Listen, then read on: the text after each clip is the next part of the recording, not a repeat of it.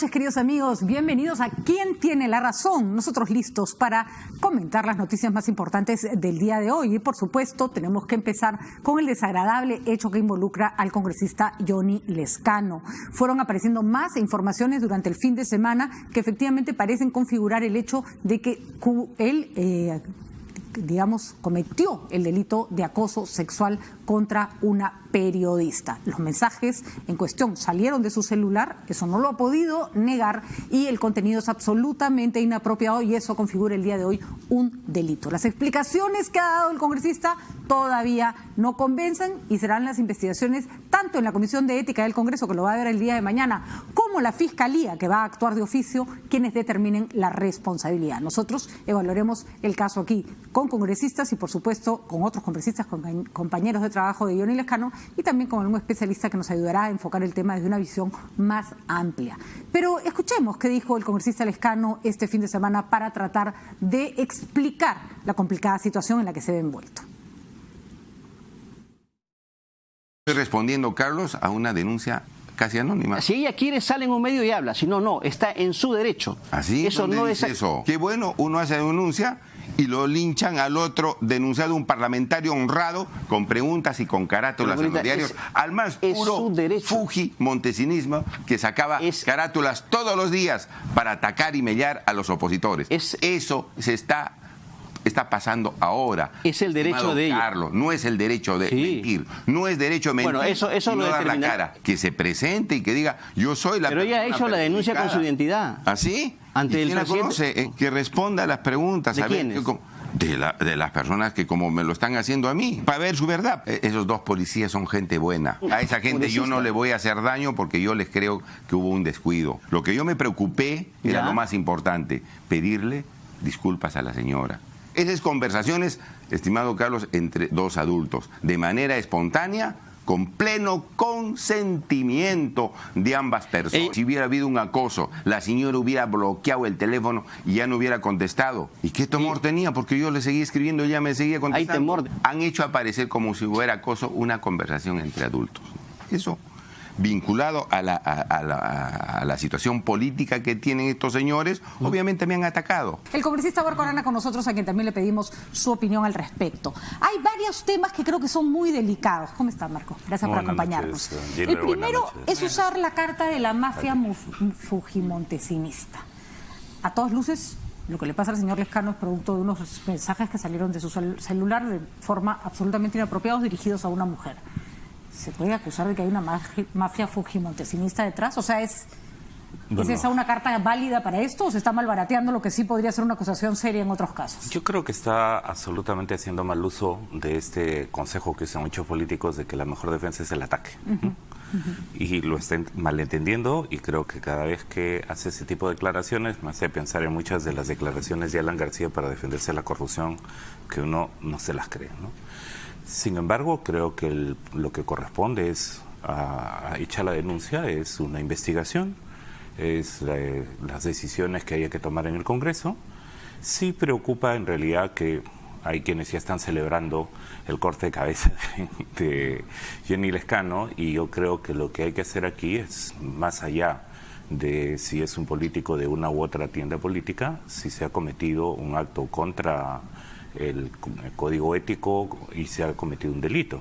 Si eso es así, como entiendo la Fiscalía también inició una investigación, hay que verlo, ¿no? Pero efectivamente hay que ver todos los elementos que permitan que no se tome una decisión arbitraria, no solo en su caso, en cualquier otro caso que sean graves, ¿no? Hemos reclamado que se tienen que tomar con la misma seriedad todas las denuncias de acoso y no vemos la misma paridad, no porque, yo insisto, no porque con Lezcano se esté exagerando, sino que porque a otros no se parece que pueden violar a alguien en un callejón y ay no, siempre los asiste el beneficio de la duda, ¿no?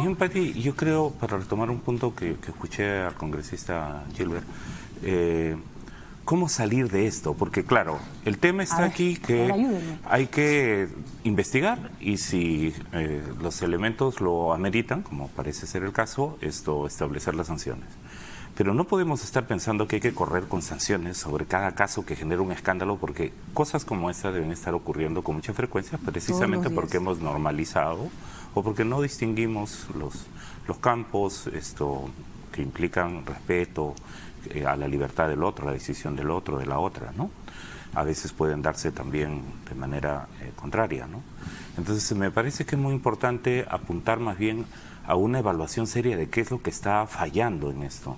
Y allí hay problemas en la educación, hay problemas en la familia, hay problemas en los medios, hay problemas en la política. Recordemos que a mí una de las cosas que me ha llamado mucho la atención del pronunciamiento que a las pocas horas hizo Fuerza Popular es que ellos son los principales enemigos de aquello que se llama equidad de género, igualdad de género, ¿no? Y entonces para ellos la ideología es la destrucción de la familia, la destrucción de los valores. Y lo que está ocurriendo en este caso es que estamos viendo que por las dimensiones que tiene en el ámbito político es muy escandaloso, pero que debe ser pan de cada día. No, es pan de cada día. Lo ¿no? conversábamos con Beatriz Merino más temprano. Parecieran no entender que hay un vínculo bastante estrecho entre una educación patriarcal, machista, que no entiende la igualdad de derechos entre hombres y mujeres, y este tipo de manifestaciones que van desde el acoso simple a través de un teléfono o por la calle hasta matar a una mujer. Pero eso hace ver la importancia de la igualdad, de la equidad de género en la escuela, en la familia, en las iglesias, en el trabajo. Yo creo que ese es el tema fundamental, es decir, cómo vamos a una transformación profunda, más allá de que cada vez que ocurra generemos un escándalo, porque recordemos que, por ejemplo, de las 4 mujeres quemadas, ninguna sentencia hasta ahora. Ninguna sentencia hasta ahora. Estamos hablando de Ivy, Agreda, que ya pasó de la noticia, ¿no? Estamos hablando de la otra chica, la señorita Estela de Bambamarca, quemada, esto. ¿Y dónde están los avances? La familia se queja de que incluso les resulta muy complicado, en el caso de la familia de la señorita Estela, por ejemplo, venir desde Bambamarca a ver qué pasa con el fiscal, no se presenta el abogado de la otra parte. Es decir, esas cosas no están funcionando. Entonces, si falla en la política, que hay un tipo de actitud referencial, digamos, que la gente mira, ¿no? Si está fallando el sistema judicial, si está fallando la escuela, si estamos fallando en los medios de comunicación, sobre el tema de, no es que hay una ideología de género, hay la necesidad de respetar la igualdad, los derechos fundamentales entre hombres y mujeres y respetar finalmente a todo ser humano, sea cual fuere su identidad y su forma de conducta sexual, moral. Una larga y ridícula discusión sobre si las mujeres deben usar falda o no en el uniforme escolar. Solo tener la discusión da cuenta de lo lejos que estamos de pensar en términos de igualdad. Y también de priorizar qué temas realmente son los que deberían debatirse y cómo tenemos una enorme capacidad para irnos por las ramas. Cuando no queremos ver los temas de fondo, probablemente creo que en esto coincidimos, en que hay un tema educativo que se tiene que trabajar que es fundamental, porque hemos hecho reformas penales, o sea, cada vez estamos incrementando, se han hecho incrementos de penas, hay reformas penales, decretos legislativos recientes que se han dado. La segunda causa pero la verdad de prisión es la agresión verdad es que contra la mujer. la estrategia punitiva no es la solución a toda esta historia, ¿no? Ayuda, pero no es suficiente. Bueno, ¿no? tiene que ocurrir, esos procesos tienen que darse, tienen que haber. Y hay un montón de gente presa. Tiene que ocurrir. Lo que nos explica el Poder Judicial es que por esto hay un montón de gente presa. Es casi la segunda causa de prisión, me parece, después del juicio por alimentos. Encima hay un problema, ¿no? Que si el tema penal se antepone a los temas educativos, culturales y políticos, las cosas van a ir mal. Sí, claro, porque somos reactivos, pues. Claro, ¿no? y lo que va a pasar es que, por más que recursos que pida el Ministerio Público, ¿no?, abran más cárceles, ¿no?, o incluso endurezcan más las penas, esto no va a funcionar, se nos va a escapar de las manos. De acuerdo, entonces la pregunta sería, ¿qué hace cada uno desde su lugar? El tema de, por ejemplo, Lescano pidiendo a gritos que la señora dé la cara, a mí me parece una forma más de agresión hacia ella. O sea, lo que quiere el congresista Lescano es que esta mujer que ha sido víctima, identificada para los fines que se necesita, se sabe que existe, se sabe quién, los que tienen que saber quién es, saben quién es, que son las personas que están administrando la justicia y están viendo el proceso. Pero lo que quiere es que la linchen públicamente. Bueno, mira, y si yo después de leer los mensajes en Twitter, a mí no se me ocurriría salir a yo decir yo tengo que reconocer que con Johnny hemos coincidido en muchas batallas parlamentarias y le tengo gran aprecio. Creo que su honestidad, su lucha política por diversos temas no está en cuestión. Creo lamentablemente que en este tema sus argumentos no satisfacen, creo que a nadie, ni a sus propios correligionarios de Acción Popular, y creo que lo que debería hacer es más bien ayudar a que las investigaciones prosperen y que se resuelvan de una manera más transparente y evitar dar este tipo de argumentos que la verdad no... Como decíamos más temprano, no será el peor de los casos. Tenemos en este momento en el Perú récord de feminicidios, ¿no es cierto?, en lo que va del año. No será el peor de los casos, pero es un caso emblemático y simbólico, en el que la sociedad tiene que ver que hay algún tipo de resolución, de sanción en caso se encuentre responsabilidad. Por sobre supuesto. El tema de que se pueda conocer la identidad de la mujer, la señora que ha sido víctima supuestamente de esta situación, ¿no?, que tiene que claramente establecerse, ¿no? Todos en los WhatsApp que uno ve realmente resulta complicado no decir que ha habido una situación de acoso. La ha habido tal como está planteada los hechos, pero bueno, tiene que investigarse. A mí lo que me preocupa es, denuncias anónimas no se pueden aceptar, y distingamos las denuncias anónimas de aquellas reservadas. Exactamente. ¿Ya? Porque anónimas, oye, no sabemos quién dijo no qué, sabemos ¿no? quién, con qué intencionalidad lo puede haber dicho, y esto puede ser muy dañino para la sociedad, para las personas, para toda persona, ¿no? Pero entendamos bien que en el ordenamiento jurídico está previsto que la reserva, la confidencialidad, recordemos que nos hemos pasado, yo mismo en mi región, y exigiendo al Ministerio de la Mujer, al Ministerio del Interior, que tengan las cámaras Gesell, no solo para los menores de edad, sino para salvaguardar el derecho de quien ha sido agredido de no ser revictimizado. Pero este tema también manejémoslo con la debida responsabilidad, ¿no? Porque de otra manera lo que se va a hacer es confundir, y se puede plantear la situación de es una denuncia anónima, entonces es solo intencional para generar daño.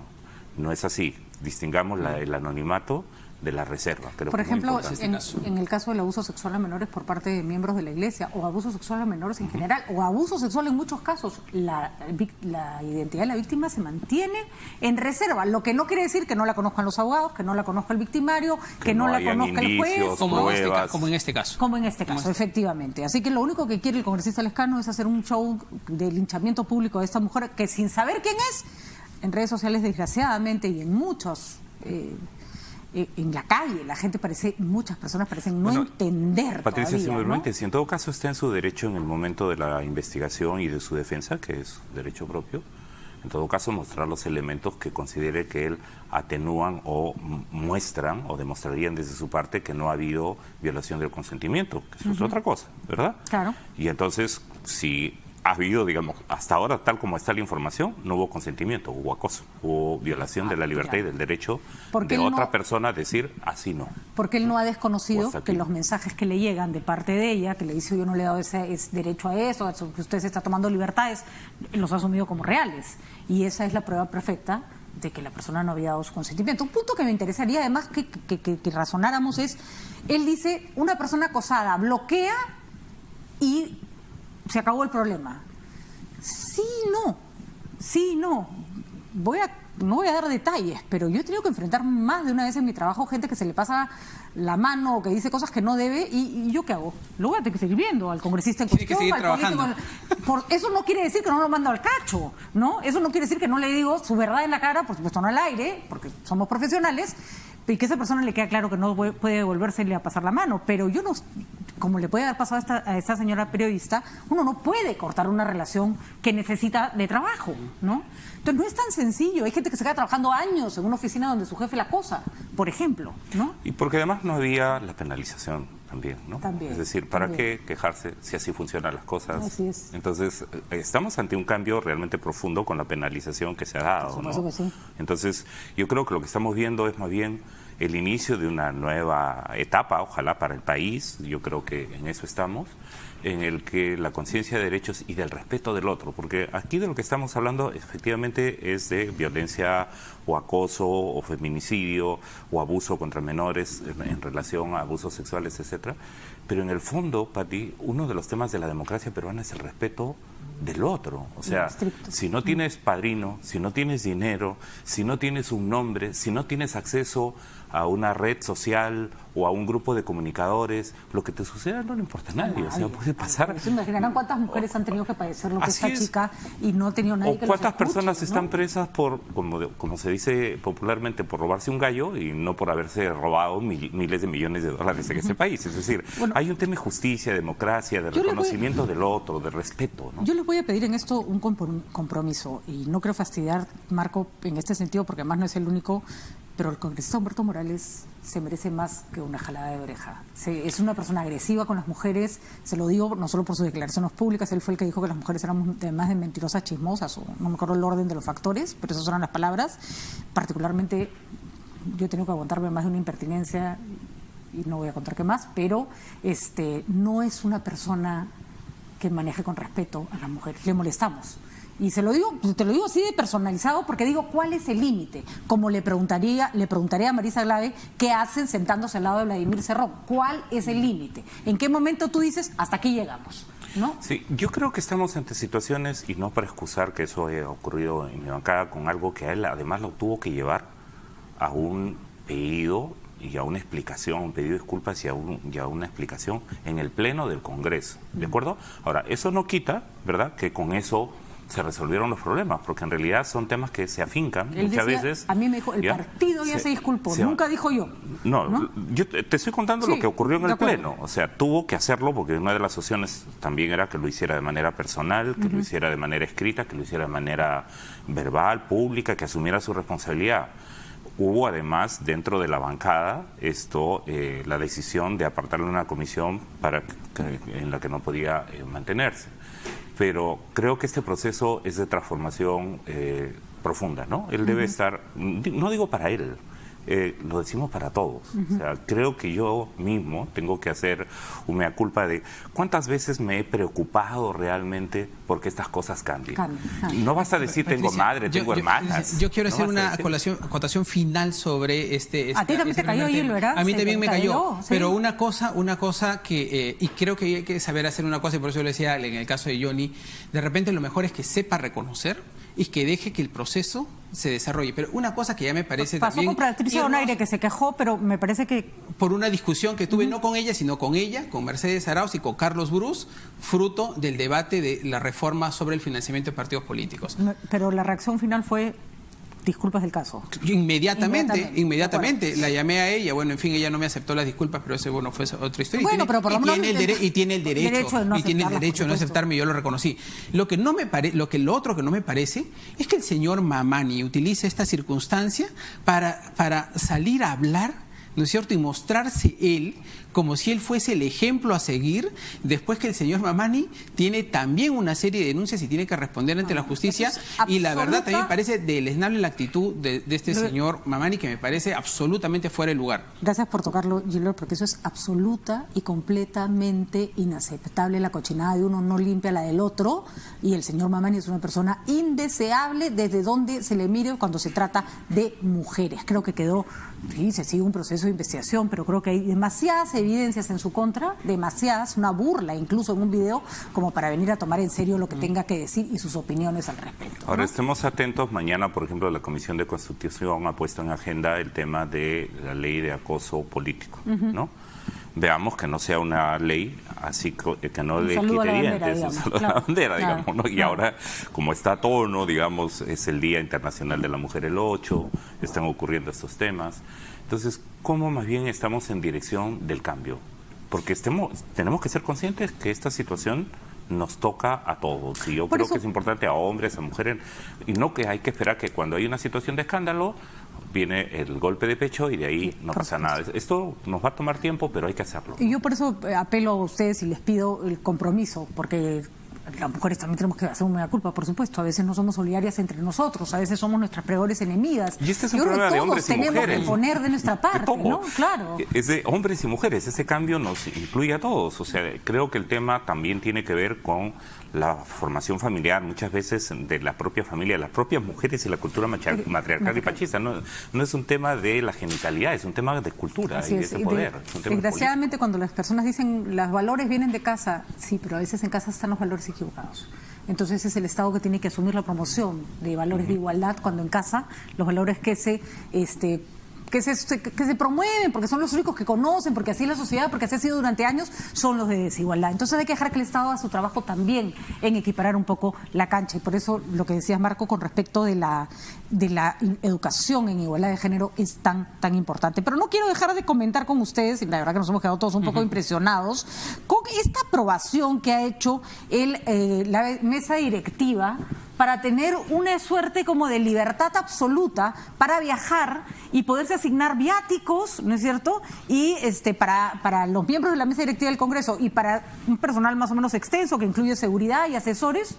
Siempre como gasto de representación. Siempre de la mesa directiva. Siempre de la mesa directiva. Personal de acompañamiento y seguridad y asesores de la mesa directiva. No de todos los parlamentarios. Y yo no entiendo, pero, a ver, habiéndose conocido ayer, como hoy día ya no salió una resolución de la mesa directiva con el señor Salaverry, que a veces es muy proactivo para este tipo de cosas, resolviendo y dando marcha atrás en relación a esta resolución que les permite tener, si no me equivoco, 500 soles adicionales por cada día o por cada persona que viaje. Es absolutamente inaceptable. Y estoy seguro que el Consejo Directivo, ¿no es cierto? Todos los parlamentarios en semana de representación tenemos una asignación de un derecho, pero yo estoy seguro que el Consejo Directivo de ninguna manera va a aprobar esto. ¿Por qué pasan esas cosas, Marco? El tema es que hay una prerrogativa de la mesa directiva, de que esto no necesita acuerdos del Consejo Directivo. O sea, se han aprobado ellos a sí mismos. Antes sí, por sí. O sea, es que hay un conjunto de decisiones de carácter administrativo, de carácter práctico del funcionamiento del Congreso, que son prerrogativa de la Junta Directiva. El tema es que se asume que no deben ser decisiones arbitrarias, irracionales, innecesarias. ¿No? Claro. ¿No? Y en algunos casos hasta ofensivas, ¿no? Porque, por ejemplo, ¿cómo toma el ciudadano común? Pues estos congresistas que ya tienen un salario privilegiado respecto del resto de empleados públicos. No son los mayores salarios de la administración pública en el sentido que un ministro gana el doble que un congresista o sus asesores, en fin. Pero al tema, Daniel Salaverry, el presidente del Congreso, anunció cuando asumió su función de que iba a seguir una política de austeridad. Yo se lo he recordado, le he enviado un oficio hoy a mediodía diciéndole, presidente, en principio, esto no se condice ni con el anuncio que hizo de política de austeridad, ni con la justificación necesaria para los actos de representación. Porque incluso si uno entra en detalle, ¿no? Son para viajes nacionales y entiendo también internacionales. 2 asesores, ¿sobre qué temas? Depende, pues, va a necesitar viajar con 2 asesores, ¿en qué materias? ¿Por qué no lo prepara antes? O sea, ¿por qué no se pide para cada caso? Es decir, así es. No, tengo que hacer una consulta previa porque hay un problema en la minera y los recordistas tienen que estar ahí. Bueno, entonces se pide un presupuesto especial. Y 2 efectivos de seguridad. O sea, en este momento, yo asumo que hay situaciones particulares, complicadas, en las que a lo mejor es preciso incluso redoblar la atención policial para algún funcionario público. Pero cuando uno viaja a provincias, seguridad del Estado le comunica a seguridad del Estado de la sede que uno va a ir.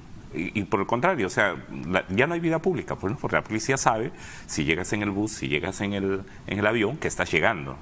Y es más, señalan, por lo menos Gilbert vive en Lima, pero cada vez que voy a provincias o que va él a provincias, seguridad del Estado está informado. Es más, le dicen a uno si va a necesitar tener el resguardo. Y la mayor parte de las veces no es necesario. Claro, a menos porque que no además vaya hay a otra una necesidad. difícil, ¿no? Una Claro. zona de conflicto, puede ser una actividad o una coyuntura política muy en la que a lo mejor uno está cuestionado por un sector, ¿no? En fin. No, si te vas a ir a la boca del lobo. Entonces, Se entiende, ¿no? Pero en general no se necesita un resguardo duplicado, en este caso, para los miembros de la presidencia, ¿no? Da la impresión a veces que el Estado, y en eso el Congreso, los congresistas han actuado así por años, es como una especie de vaca que hay que ordeñar hasta que no aguante más. Yo te quiero recordar, ¿cuál es la necesidad? Yo quiero recordar lo siguiente, siguiendo un poco esta lógica que Marco estaba argumentando, ¿no?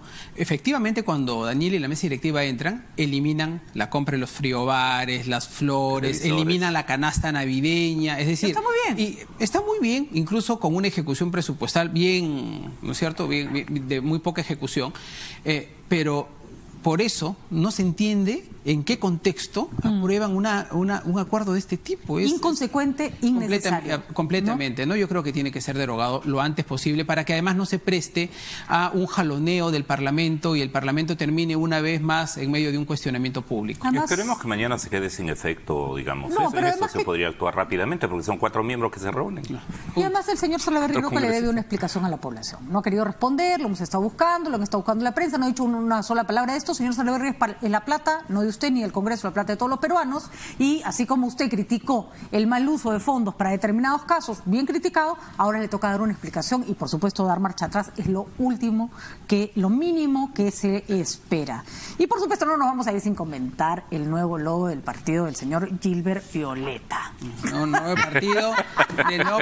Es tan pintoresco, es tan pintoresco, lo han rajado tanto en redes sociales que lo han hecho famosísimo. Sí, y me encanta que nos sigan haciendo todos los memes del mundo, nos dicen lentejitas, nos dicen que somos los más pintorescos del mundo. Yo ya te he dicho, me parece un Pac-Man comiéndose al fantasmita. Sí, exacto, también. Pero yo lo que quiero recordar es lo siguiente, que nosotros hemos querido expresar la multiculturalidad del Perú, la diversidad, un país lleno de mestizaje, ¿no es cierto? Y queremos dar un mensaje. Y es parte de un proceso de institucionalización del partido. Hemos salido de algo que tanto nos criticaron, donde nos decían que utilizábamos las siglas de nuestro líder político y que por lo tanto... Es una buena decisión. Y hemos salido de eso hacia un nombre, digamos, apersonal, ¿no es cierto? Que busca una proximidad y una identificación de la gente a la que queremos representar, a los peruanos en general. Así es que a mí me encanta mi logo. Yo sé que mucha gente... te voy a decir que si votaron los niños de kindergarten, ganaría de todas maneras.